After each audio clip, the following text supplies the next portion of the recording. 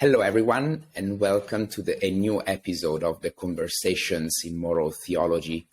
This is a show sponsored by New Wine, New Wineskins, an association for early career Catholic moral theologians, and the Catholic Moral Theology blog. I'm Alessandro Rovati, and today I'm joined by Reinhard Hütter, who is Ordinary Professor of Fundamental and Dogmatic Theology at the Catholic University of America. I have invited him to talk about his book, John Henry Newman, on Truth and Its Counterfeits, a guide for our times, which was recently published by Catholic University of America Press.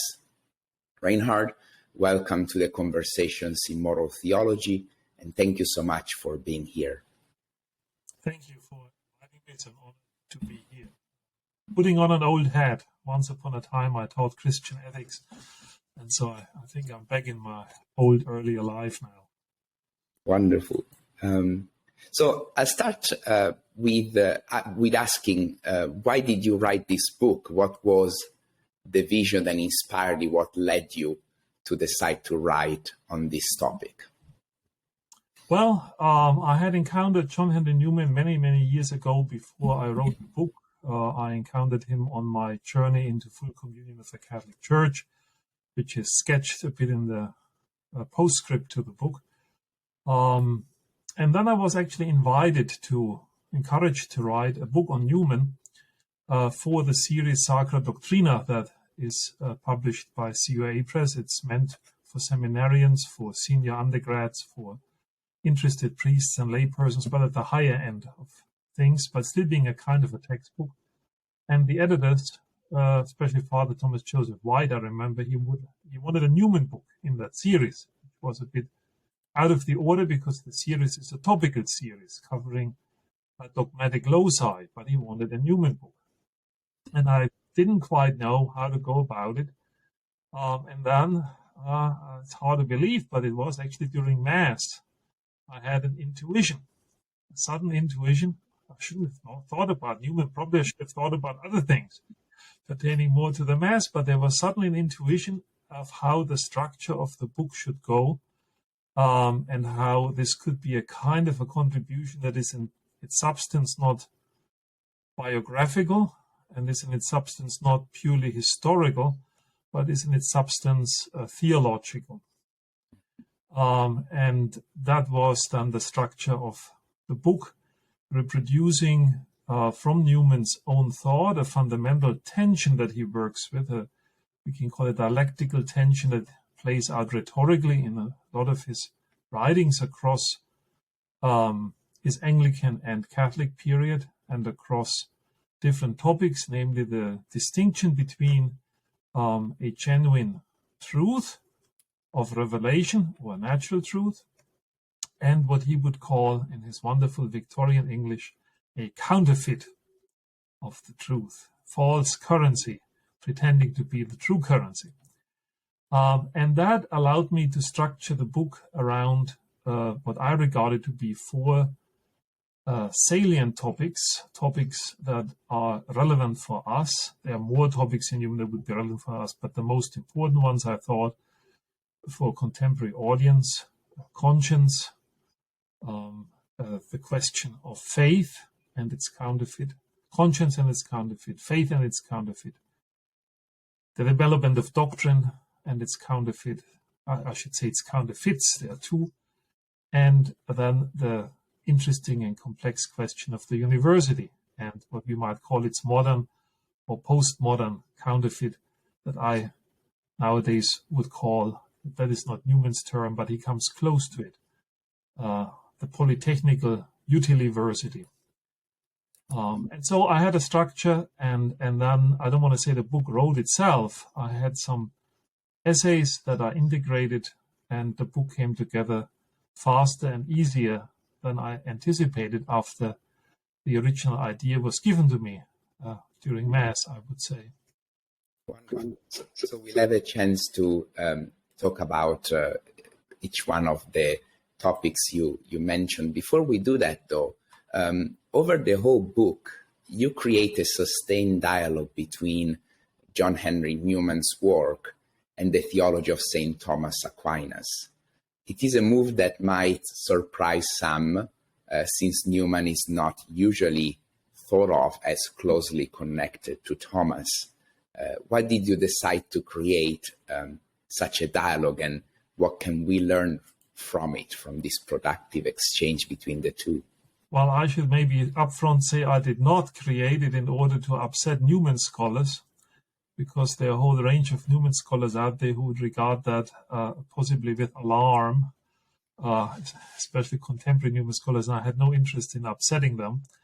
But then again, I'm not a Newman scholar in the strict sense. I claim a certain freedom as a theologian.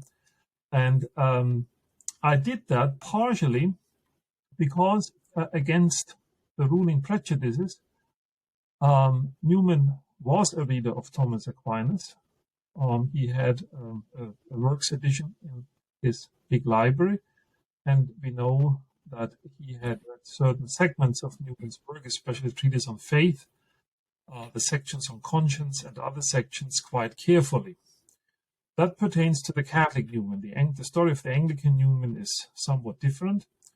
There, one can say, Aquinas and Newman had a very interesting common point of reference, and the common point is Aristotle.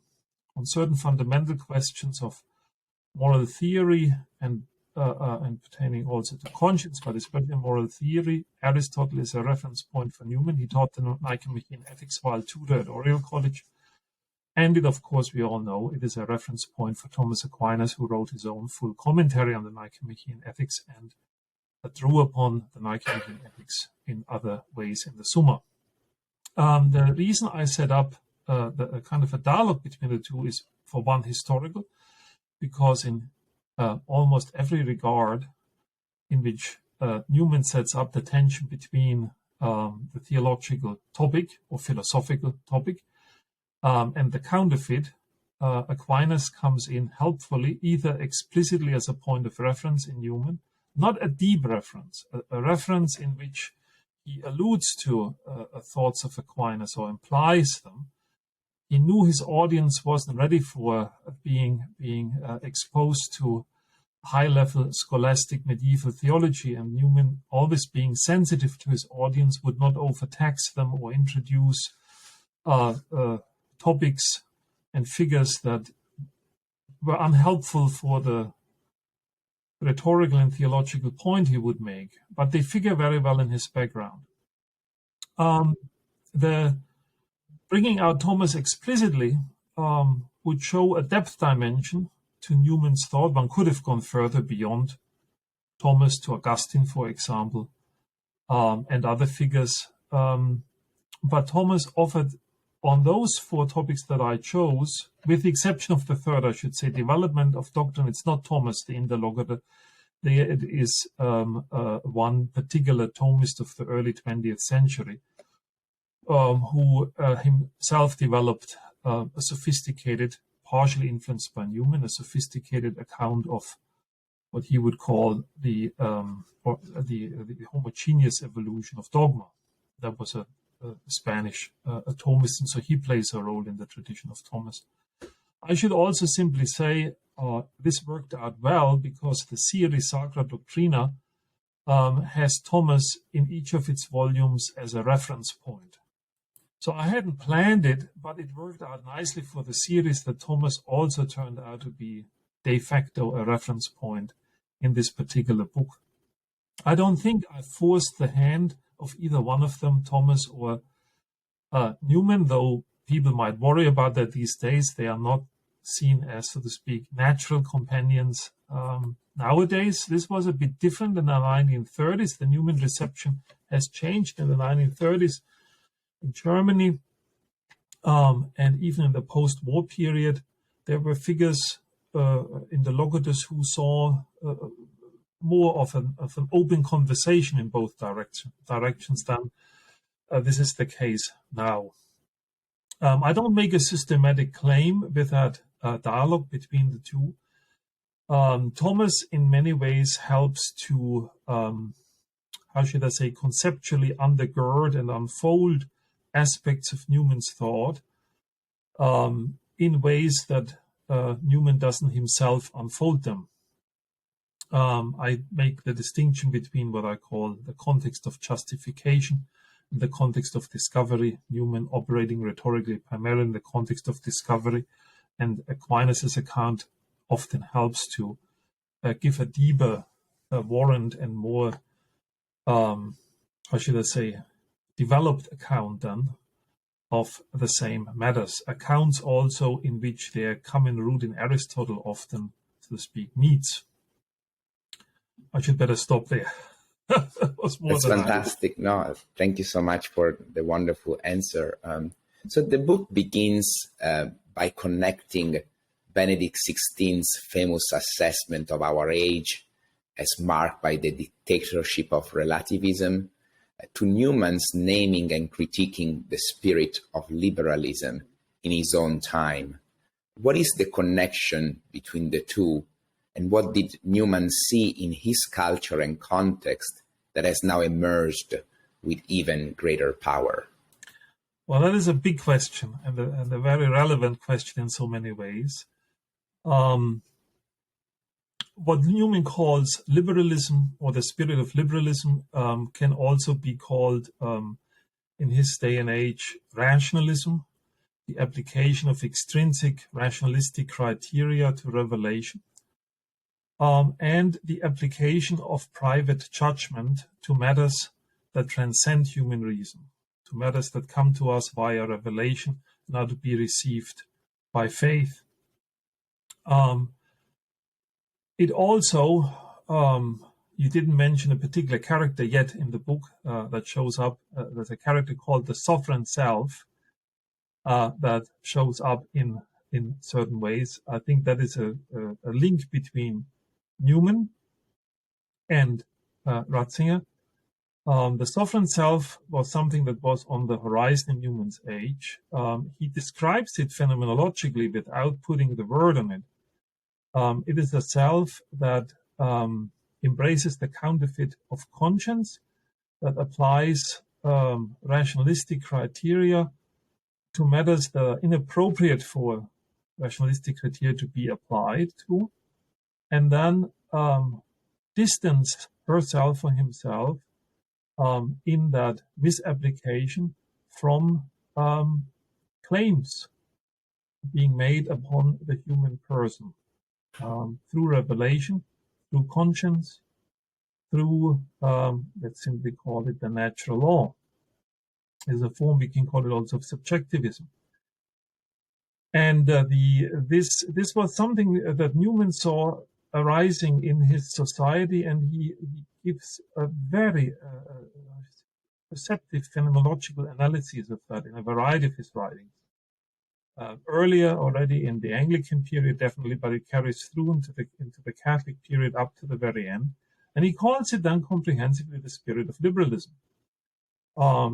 Spirit of liberalism simply meaning that, for one, all religions say the same. They pertain to sentiments, to emotions. They do not convey anything beyond that. And so we can change them as we might change jackets or change cars. And that is something that, of course, has increased since then. And I think Cardinal Ratzinger first and then Pope Benedict called that rightly the dictatorship of relativism was what was once a spirit, so to speak, just the beginning spirit on the horizon, beginning to take over, becomes a tyranny. It becomes the dominant mode, the dominant assumption, we can say, or presupposition that people hold in religious and moral matters. Things are adopted to be adopted tentatively, conditionally, and based on one's whims or on certain contextual changes to be simply jettisoned, changed over to other things in the realm of religion or morality, or for that matter, self-definition or self-understanding. The self and the self-will remains the one and steady center of that operation. And I don't know in the 19th century, I'm sure there are other analysts of that phenomenon. I think Newman is one of the, if not the most perspicuous Christian analyst in the 19th century of this phenomenon. And I think Joseph Ratzinger, I pronounce him the German way, has learned from him early on already as a student regarding this particular analysis and regarding a whole range of other matters. There was a very fine German translation, Newman edition, that came out in the 50s, and that was available, and not only available, but in Munich, in certain circles in which Ratzinger studied. It was read carefully and studied. It's still the best edition. It's out of print. The volumes are very hard to get, but it was the edition that was in the library, and even students who, due to the war and due to German pre-war education, like Ratzinger, wouldn't have learned English in the gymnasium. They would have learned the classical language and then French. So they would have been able to appreciate Newman in this rather comprehensive and very fine German edition of his works. Very interesting. So one of the things that interested me the most as I studied your book was the fact that you argue that Newman's personalism and his deep awareness of historical existence are two of the most important features and contributions of his theology. Yet you also say that they can also be co-opted to distort Newman's authentic thought. How would you describe Newman's personalism and attentiveness to history, and in what ways do people misunderstand them? Again, a very good question, and a very complex one, I must say. His personalism has ultimately a theological root. We can refer to conscience, we can refer to the constitution, the human soul, from his Anglican period, deep understanding of the human soul as let me call it a subsistent relation to God, though I think it's first of all a substance, but created by God and fundamentally first and foremost in relation to God. This is something that deeply shaped Newman, the idea of God and self, and the center of that is the self as a moral agent, as person in the deepest sense, free agent, called by God to communion with God, to holiness, and to a life of free action in which this journey is implemented as a journey that involves, of course, all others around oneself. So that personalistic moment, I would say, is absolutely constitutive for him. It is rooted in his understanding of the constitution of the human person, directly created by God. That existence of the human person in this world is a diachronic existence. And the diachronic existence, of course, is exposed to a variety of factors, cultural, historical, other contingent factors that he, of course, was highly aware of as a close reader of Scripture, as a reader of history, as a reader of the Arian crisis and the First Council. But what distinguishes Newman in a very interesting and I find a lastingly instructive way from historicism is that Newman never submitted the notion of truth and the reality of truth to the historical condition itself. History might bring about certain reflections of a everlasting truth, let's put it that way. But these reflections could never, so to speak, undercut the access to this truth cumulatively, successive apprehensions, successive ascents, but cumulatively that truth given by revelation, or some of these truths accessible philosophically, could be accessed. In that sense, Newman was a fine student was always a student of Aristotle, of Augustine, and even in the sense of British empiricists that he read, Locke was for him a more important figure. He read very carefully. He adopted to a large degree, not because he would agree with him in every regard, but he knew his audience had read Locke, and his audience was with Locke. And so in order to reach them, he would use a lot of Lockean terms, like the concept of idea, the development of doctrine. He would criticize Locke on particular points regarding the nature of assent. He would especially criticize Hume, of course, on Hume's critique of miracles. There he would be much stricter than in relationship to Locke even. Newman would never, this is maybe the Platonism in Newman, he would never compromise and subdue the notion of truth and access to truth to history itself. It prevented him from the dangers of historicism. You find in Newman a very interesting fusion, I would say, of truth, what I would call truth in history, that in and through the refractions that we encounter in theological thinkers under particular circumstances, Newman never doubts that we have access to the truth of revelation, not in one sweeping grasp of a speculative effort in which we behold then the whole somehow. He would never have been, how should I say, endangered by the temptation of Hegelianism here, or similar attempts. And by that, I shall say, by the way, in that regard, there is quite a bit of compatibility between him and Aquinas. Aquinas himself was not a historian, and Aquinas, of course, was aware of historical contingency, but less than Newman, he spent time on it.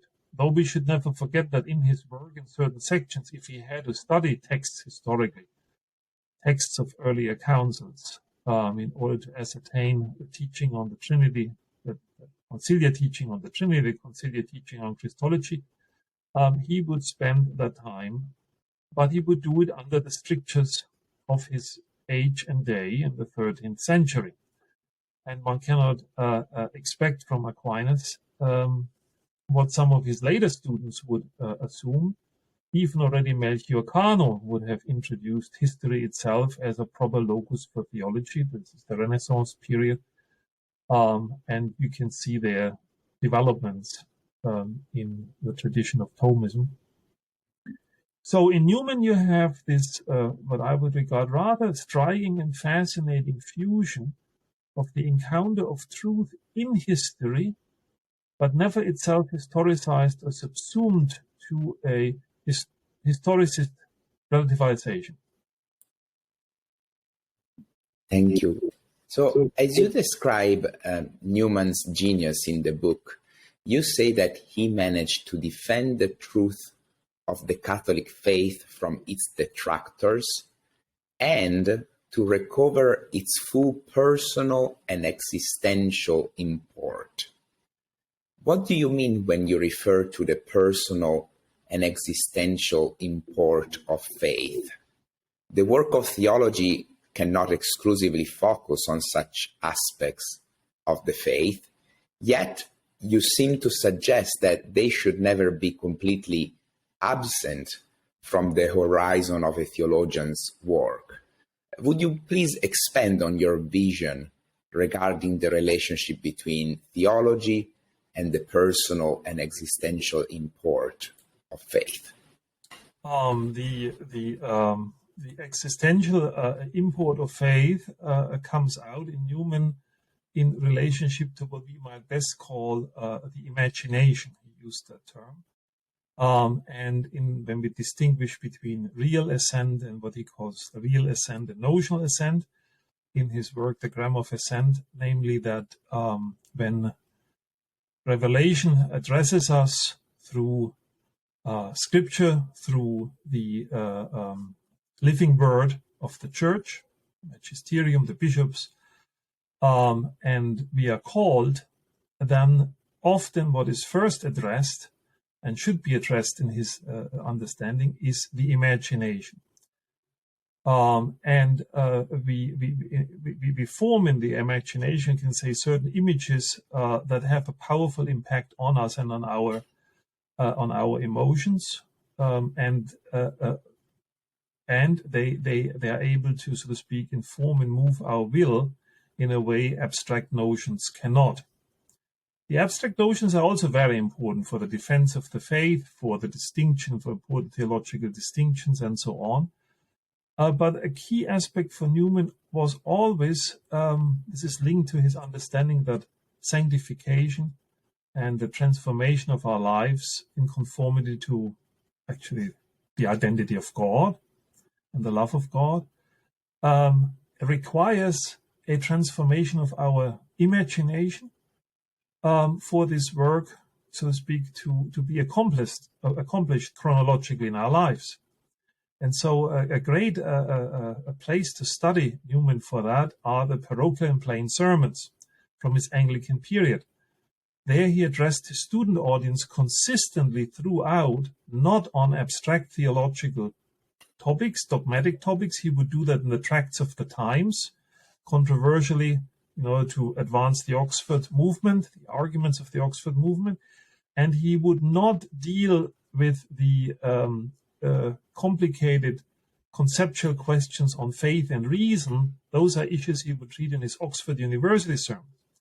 In the parochial and plain sermons, he was addressing people as Christians or calling them to become Christians. Some who would come to listen to the sermons were probably skeptics or just on the threshold.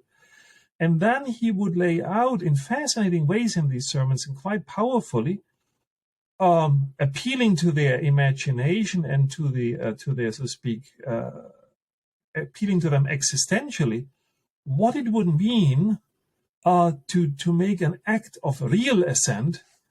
He knew about real assent long before he coined the term late in his life in the Grammar of Assent, to make an act of real assent and embrace the gospel promise and the call as if it were indeed true and mattered centrally for our lives. And in one after the other of the parochial and plain sermons, he hammers that home again and again, and it has a powerful impact. It has a very powerful impact. And I think this is a fundamental aspect of Christian theology. This has always been there in the fathers. I mean, the fathers were, early on, they were bishops, and as bishops, they were preachers. And as preachers, they also defended the faith apologetically. And would, in a speculative movement, think of Augustine, De Trinitate, for example, unfold the mysteries of the faith insofar as we can, so to speak, understand them approximately. But first and foremost, they were preachers, proclaimers of the gospel. And I think that is something that shaped Newman from early on. As soon as he was ordained deacon, his sermons were an integral part of his exercise to extend the influence of Christ, we can now say, the personal influence of Christ by way of the preacher, to the person in the pulpit. And we can use that individually here. And of course, there's a collective reality of the church. But he was very well aware that each person is baptized individually. We don't have mass baptisms. And each person is called by God individually to a life of holiness. And in that sense, he appeals in his sermons very directly to his listeners and later to his readers. And that is a moment that when you look carefully at his other works, you find that as a substratum everywhere. You find it, we read the Grammar of Assent. Well, lo and behold, it's even in the Grammar of Assent. There's a direct appeal to the reader at certain points. It comes out stronger in some parts than in others, but there it is. The reader is getting drawn into existentially, personally, and so to speak, almost being put on the spot. In other words, you cannot read Newman quite, well, let me correct it. of course, you can read Newman in a completely detached way, but you have to fight against the influence he's exercising on you.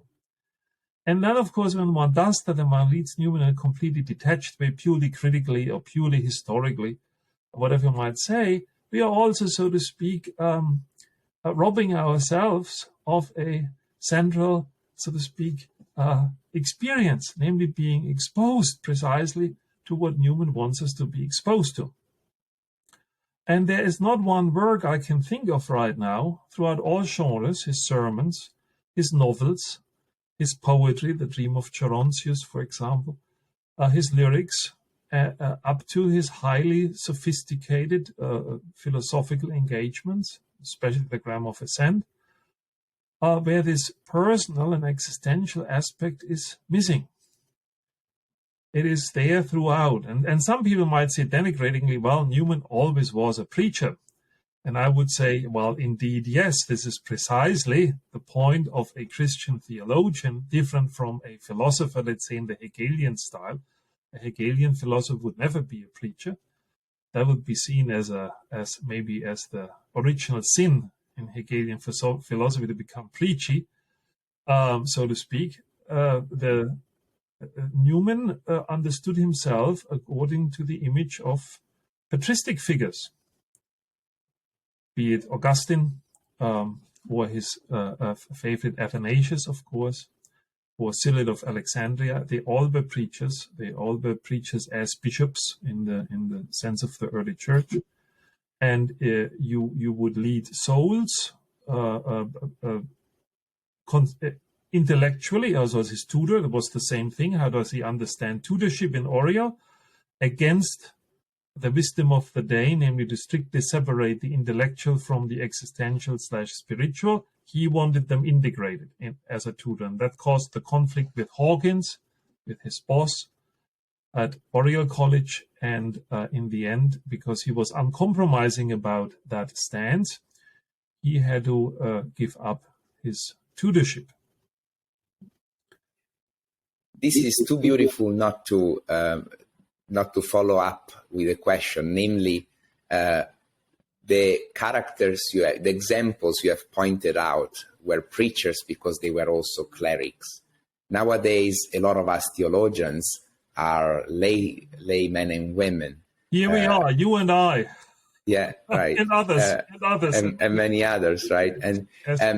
But I'm sure that you don't think that what you're saying does not apply to us. So again, could you help us understand how what you have been saying so beautifully applies even to the vocation of a lay theologian like us? Well, a lay theologian, insofar as, at least as we teach in Catholic universities or colleges, we have a mission, a missio from our bishop, and in a certain way that means we have become assistants in the project of the bishop. We are not preaching in a liturgical setting, only if anyone were a permanent deacon. But Newman is a wonderful model in that regard. He would understand tutoring, that means exercising a personal influence as a teacher on students, precisely in the union of the intellectual and the existential. Spiritual, existential, and intellectual always go together.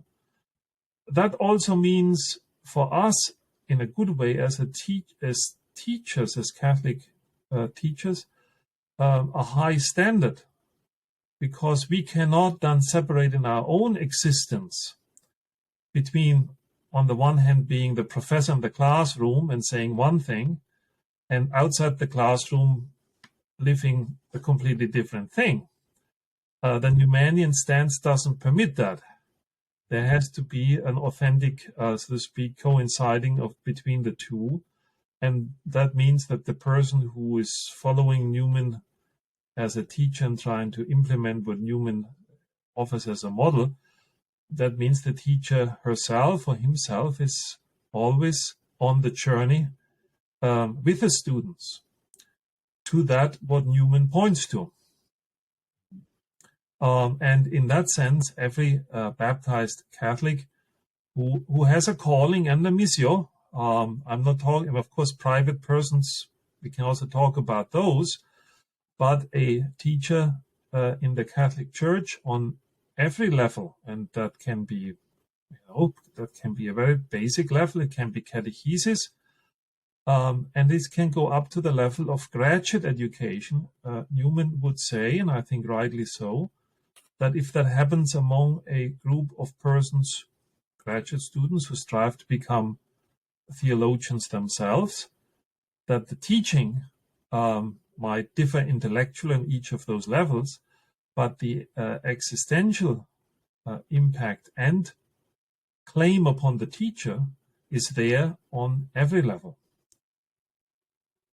We are churning in the same direction. We are exposed rightly to the same kinds of criticisms that we need to open ourselves up to.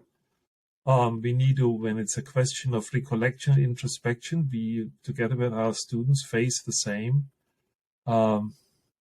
challenges and criticisms from others, rightly so, or from ourselves. And we will encounter similar shortcomings. And last but not least, Newman is a good example for that also, I would say. Newman never stopped learning. Newman never thought he was done. He also knew certain limitations about himself. And in that sense, he's also a good example, in the sense that as teachers of Catholic theology, we always remain students ourselves. Even when we get a title like master or doctor, we remain very much students, ongoing learners ourselves. Newman sometimes would say, I'm not a theologian, and people, I think, misinterpret that statement sometimes.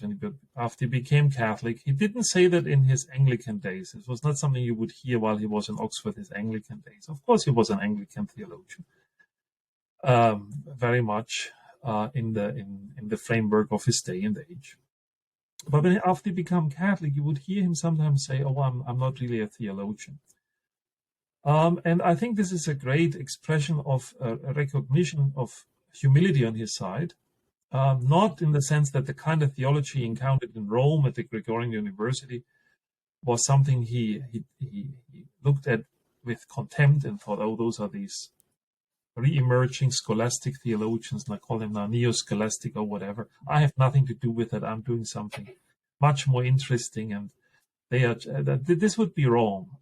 What Newman encountered in Rome, what we know from his correspondence, is that he realized that he was 44 years old when he was in Rome, 44, 45, that these people from whom we learned there, whom we encountered, Perone especially and others, had a long training and a high competency in a knowledge of complex positions of whole range of theologians across the historical spectrum, not only the fathers, the medieval theologians, the Baroque scholastics, and they had a deep familiarity with the doctrinal and dogmatic tradition of the magisterium, how to interpret these texts, and so on and so forth.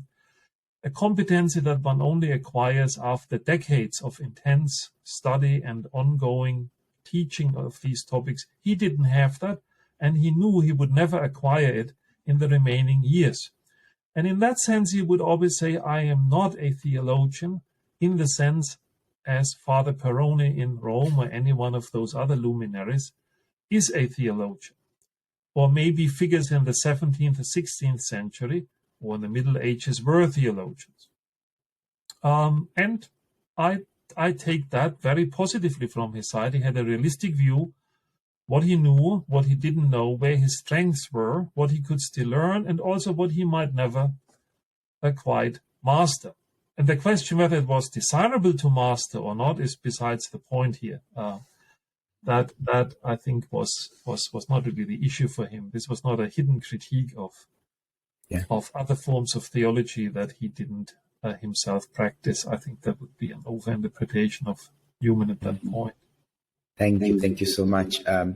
So obviously, in a show called Conversations in Moral Theology, we cannot avoid talking about one of the book's chapters that is especially interesting for moral theologians. You mean the idea of the university? I'm just kidding you. As well, yes. The one on conscience. So, very contested topic in moral theology, one about which we constantly have conversations and also debates, disagreements. How does Newman help us to understand how conscience works and its role in practical decision making? Very broad question, very complicated topic, but take us by hand. Very complicated topic, Alessandro, and it's not one easy to answer, because Newman, of course, is himself interpreted controversially precisely on this question. There's a recent fine book by Mathew in which he gives a wonderful, so to speak, a tour d'horizon on 20th century positions on conscience. This is a very sobering work. At the end, I think he turns to Newman in an interesting way. Newman distinguishes three things in his work, and he's very helpful in that regard, on conscience. Conscience as a theonomic principle. That means conscience, rightly understood, comes from God. It is like a first principle embedded in the soul, and as such, it is, so to speak, part of our identity. It's not an accident. It is something we have received, and scholastics might call it an entitative disposition. If you go back to Aquinas, he appeals in his late work, in the letter to the Duke of Norfolk, to Augustine and to Aquinas. Interesting place, in beginning of chapter 5 of the letter to the Duke of Norfolk, which is his most mature expression and teaching on conscience. I read him backwards. There's a lot of interesting stuff, one could say, in his early sermons on conscience all over. One can even argue that there's a bit of a development in his understanding of conscience during his Anglican period, from a more early evangelical Calvinistic understanding of conscience to what is more reflecting of the Anglican and Anglo-Catholic position, and then eventually, of course, a full Catholic understanding of conscience, a bit of a development. One cannot read, so to speak, every text on the same plane between very early sermons, entries on conscience, and late ones. I'm talking now, to make things a bit easier, just about the Catholic Newman, to just limit the horizon here. And for the Catholic Newman, you have this vertical, so to speak, theonomic principle in every human person. So you get, so to speak, a theological / ontological claim about the constitution of conscience that he sees at the heart of the Catholic tradition, uncontroversial. Then, and I should say about that he, in an interesting way, doesn't think one even need to prove the existence of conscience. It's a first principle. A first principle cannot be directly proven. A first principle you can only show indirectly if you bracket it or deny it, that consequently it leads to all kinds of absurdities or other problems. And Newman does that in various ways. But you simply point out phenomenologically the evidence of the workings of conscience in everyone's life. Namely that even those who operate by the principle of self-will like to camouflage that with the term conscience. So this is what he calls then the counterfeit of conscience. People who want to muffle their own conscience and alternatively act on self-will use still the term conscience to justify and at the same time camouflage that they are operating on self-will. And this is, I think, a strong phenomenological phenomenon, phenomenological analysis that Newman offers here, one for us to consider. The third, of course, that he's aware of and common teaching, erroneous conscience. What distinguishes erroneous conscience and the counterfeit of conscience is very helpful in Newman. The erroneous conscience in which a person acts on good intentions, according to their best understanding, that person is always, in principle at least, open to correction. This is a reflection of a good intention. One listens to what others might have to say as questions or critically. the person who has only self-will as the motivating force and camouflages that with the term conscience is not able to open up to questions of others, because there's nothing to fall back on. A person who has an erroneous conscience can fall back on conscience itself, because it's not muffled. There's just a contextual misunderstanding or error. The person who operates on the counterfeit has to become defensive, has to become aggressive, and has to re-insist simply on the act of self-will called conscience. Falsely, of course. And that analysis, I think, in Newman and other aspects related to it, I think is ongoingly relevant and powerful for a contemporaneous reflection on conscience. First of all, asking ourselves in certain debates, what is the role of the appeal to conscience? What is this supposed to do? Is it supposed to justify simply myself in a certain activity that I have antecedently embraced for a variety of reasons? Or is it referring to something under whose claim I stand, but about which I can also point out continuities with other related positions, for which I can offer warrants? Or do I have to simply say, no, conscience, the dignity of conscience means that I have made up my mind, I call it conscience, and there is no discussion, there is no debate, there is no reference to any other form of authority. That is, for me, a red flag, the latter part, that we might not actually dealing with a well-considered consideration in light of conscience. Also, Newman makes a very interesting argument, his famous toast, I'm coming to the toast at the end, to conscience and the Pope.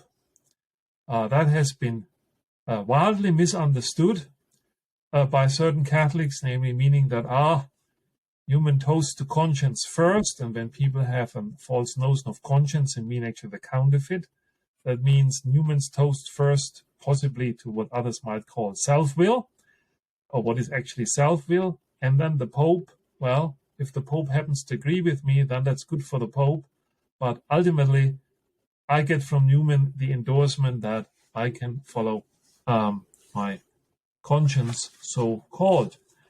Newman assumes two vicars of Christ. He has a very high notion of conscience.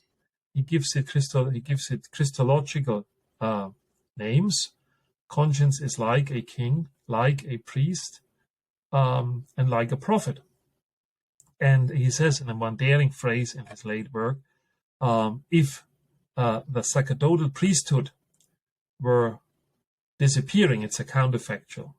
If we suddenly didn't have priests anymore, there would still be the interior priesthood of conscience left. The echo of God's voice in us, the primordial vicar of Christ, would still be there. And this is, of course, relevant because there are a whole range of other Christian communions and other religions that do not have priests. Islam doesn't have a priesthood in the proper sense. Judaism doesn't have it anymore. There's no temple presently. Protestants do not have priests.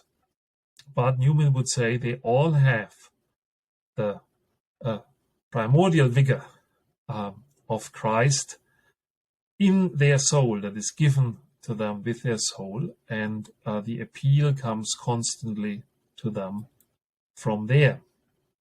That is a strong argument. Also, insofar as he, of course, acknowledges as a Catholic the historical vigor of Christ, the Pope. And we need to ask then ourselves in a contemporary discussion, in the sequence of the consistent witness of popes on certain controverted issues and items, consistently, so to speak, helping the formation of conscience, the proper formation of conscience, and helping the sharpening, so to speak, of our conscience, that we cannot simply ignore so to speak, the lineup of popes on these matters. There is a certain consistency between popes.